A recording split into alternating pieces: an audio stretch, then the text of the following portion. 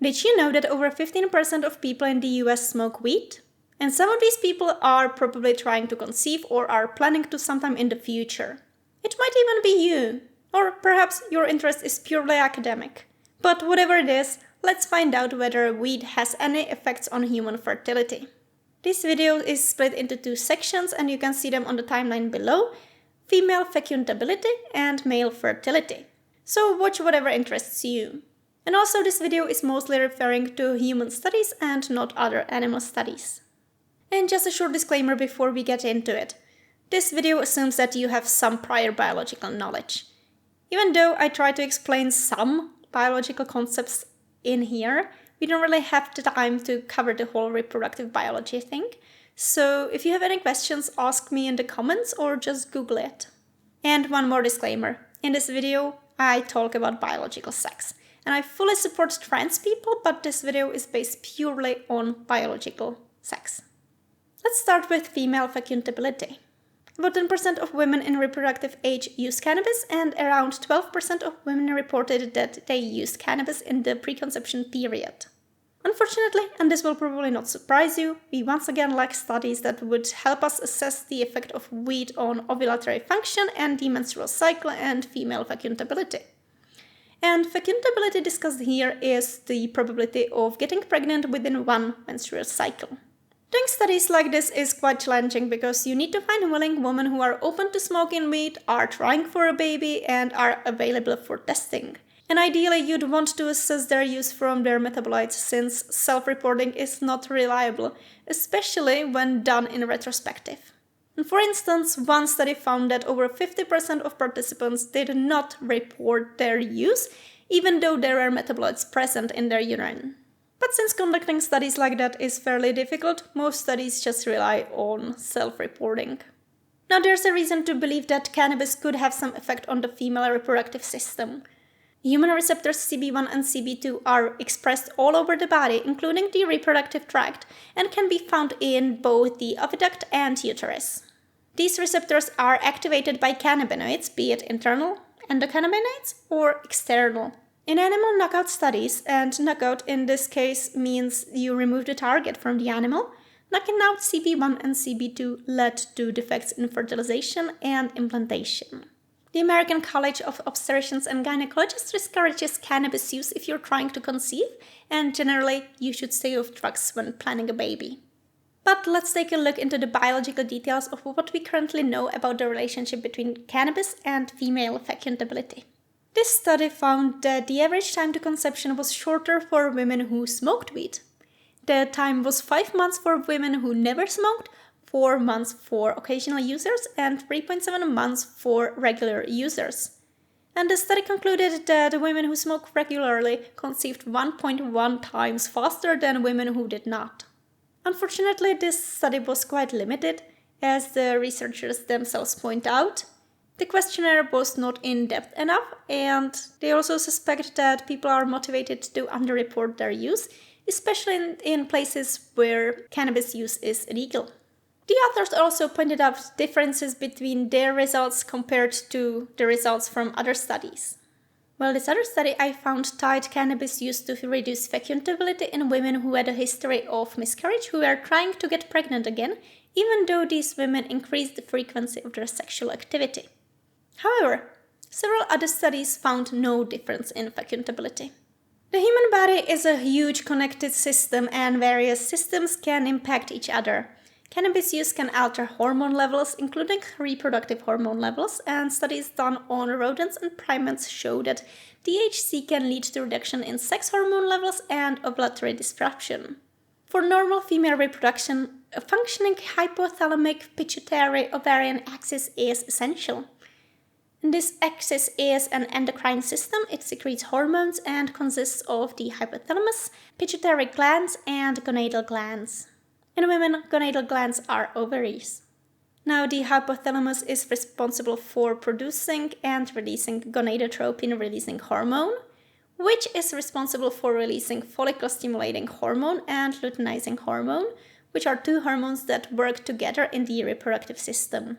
Follicle-stimulating hormone is responsible for the growth and recruitment of ovarian follicles and is prevalent in the follicular phase of the menstrual cycle and rises during the first couple of days of the cycle. Luteinizing hormone surges pre-ovulation, and the surge actually triggers ovulation, and it is needed to help the recruited egg develop further. The cooperation of these two hormones is absolutely necessary for a healthy cycle and egg release and maturation. Plus, they are also connected to other sex hormones such as progesterone or estrogen. Cannabis use was associated with higher levels of luteinizing hormone and a higher luteinizing hormone to follicle-stimulating hormone ratio. And cannabis use during the peri-ovulatory and luteal phases of the menstrual cycle was associated with short-term increase of luteinizing hormone and prolactin up to 180 minutes after exposure to 1 g of cannabis. However, at the end of the experiment, luteinizing hormone levels were actually lower than for placebo. Other reproductive hormone levels were not affected. Another study found no association between past or current cannabis use and serum anti-Müllerian hormone levels. And anti-Müllerian hormone is made in the ovaries or testes if you're a man and can be used as an indirect fertility and ovarian follicular reserve marker and is correlated with IVF success rate and time to menopause. Some studies claim that smoking cannabis can significantly increase the risk of ovulatory infertility, mostly by inhibiting the release of gonadotropin-releasing hormone we talked about earlier, and this might affect ovulation and uterine receptivity and implantation. And it's true that in animal studies, ovulation was affected. And there's some potential for anovulation, where ovaries don't release an oocyte during the menstrual cycle, and thus there is no oocyte to connect with the sperm. In human women, cannabis was associated with longer follicular phase, up to 3.5 days, which theoretically can lead to an increase in menstrual cycle length and fewer cycles per year. So there seems to be some connection between cannabis use and menstrual cycle abnormalities. Uterine receptivity might be decreased because there are CB1 cannabinoid receptors present in the uterus. But a study done in Canada dealing with couples who went through assisted reproduction found that implantation rate per embryo transfer and ongoing pregnancy rate per cycle started was higher in couples where only the woman smoked weed compared to couples where neither smoked, and other studies did not find such connection. A different study found that women who smoked more than 90 joints in their life had 27% less retrieved oocytes, and women smoking 1 year prior to the IVF had 25% fewer oocytes retrieved. These women had previous primary or secondary infertility though, and once again the sample was pretty small and they only included 1 cycle. So no connection between smoking and time to pregnancy was found, and no link was found between smoking cannabis and pregnancy loss. However, and this might be an important factor, a lot of these studies don't actually take into account what the man does. Because this whole trying to conceive thing is a pair activity. I read somewhere that past cannabis use might affect women for prolonged periods of time and the effect might not be immediately reversible, but I didn't find any evidence for that. And I think it's also worth mentioning that even though these studies are limited and we are basing this on self-reporting and anecdotes, weed is able to alleviate PMS symptoms in some women, so even if there were like a small trade-off in fecundability, it might be worth to some women. Well, to sum up the female part, evidence that female reproductive hormones are affected by cannabis is weak and unclear, with the exception of maybe luteinizing hormone, which was affected across multiple studies. And from reading through various studies, old and new, I wasn't convinced that there was some significant negative effect on female fecundability. And of course, that doesn't mean there's no connection, but at the time, I'm not convinced. So what about male fertility?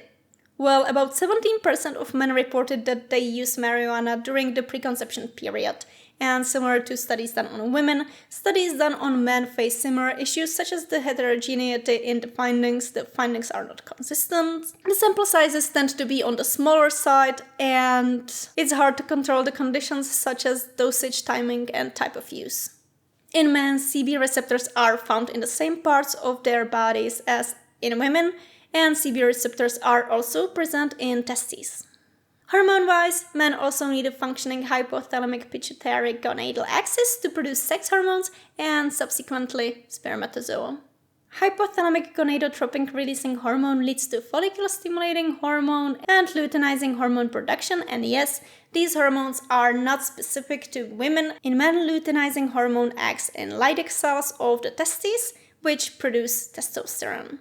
Follicle-stimulating hormone acts on the Sertoli cells of the testes and enhances production of androgen-binding hormone. Its main role is to stimulate primary spermatocyte to undergo division. CB1 receptors can be found both in Sertoli and Leydig cells, while CB2 receptors are only in Sertoli cells. There's evidence that the endocannabinoid signaling system is critical for Sertoli cells survival and spermatogenesis. Several studies suggested that the disruption of the endocannabinoid system alters secretion of anterior pituitary hormones and decreases testosterone production. And other evidence suggests that cannabis does not negatively affect men's reproductive health, and that there was no connection between plasma testosterone levels and cannabis.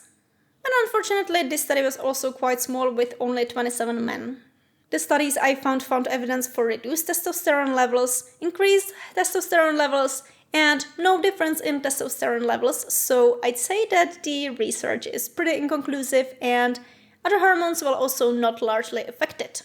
But when it comes to men's reproductive health, it's important to check the sperm quality as well. And the parameters that are commonly used in sperm is sperm morphology, whether the sperm looks right, sperm motility, how well the sperm moves, sperm count, and sperm concentration.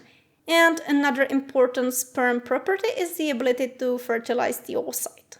Both CB receptors can be found on the spermatozoa and are exposed to endocannabinoids in the epididymis. So altering the cannabinoid levels in the body might have potential to change sperm parameters. Generally, studies done on sperm quality are inconsistent. There are several studies that found association between cannabis and semen quality across all parameters, and the volume was not affected. And cannabis use was strongly associated with reductions in sperm count and concentration in animals and in humans.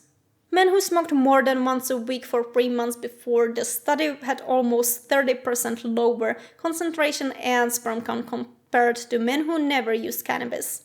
A small study found that it took men about 5 to 6 weeks of heavy use. But a different study that followed subfertile men found that their sperm concentration was significantly higher. Now regarding sperm motility, there was 2.7-fold risk increase in recent users and 4.3-fold risk increase for heavy users. Cannabis use was also linked to increased risk of abnormal sperm morphology with about 3.4-fold increase for abnormal morphology for moderate users. Fortunately though, cannabis use was not linked to alterations in sperm DNA integrity, so even though there are some morphological changes, at least there seems to be no chromosome breakage. In animal studies, chronic THC use did not lead to increased pre-implantation loss or fetal mortality. In humans, no association was found between cannabis use in men and pregnancy delay. For assisted reproduction treatment, no connection was found, although the existing studies are few and with small samples. Overall, the current research on cannabis use and male reproductive health produced pretty mixed results. While some studies suggest that there are issues with sperm quality and hormone disruptions, others did not confirm this. So, unfortunately, the evidence that we have today is incomplete, conflicting, and theoretical. Conducting studies like this is pretty difficult, and a lot of them rely on self-reporting, which is something that humans are usually not very good at, especially if it's done in retrospective. And they also fail to take into account the type of videos, such as whether it was smoken or eaten. Conducting studies in controlled conditions wouldn't really be ethical. So to sum this up, cannabis use is not consistently linked to male or female fertility, time to pregnancy, reproductive hormone levels, semen parameters, or assisted reproduction therapy outcomes. But that doesn't mean that smoking weed is a good idea when you're trying for a baby. And you should probably reduce or completely stop using cannabis for this period of your life. And I personally would recommend you stay off any drugs, including alcohol and tobacco. But if you accidentally smoked cannabis while trying to get pregnant, well, there's probably not a reason to worry. Everything will be fine. In my next video, I'd like to take a look into the effects of cannabis on pregnancy and breastfeeding and whether there are any major risks. So if you're interested in that topic, you can subscribe to my channel and hopefully YouTube will notify you when the video comes out. Thanks for watching. See you next time.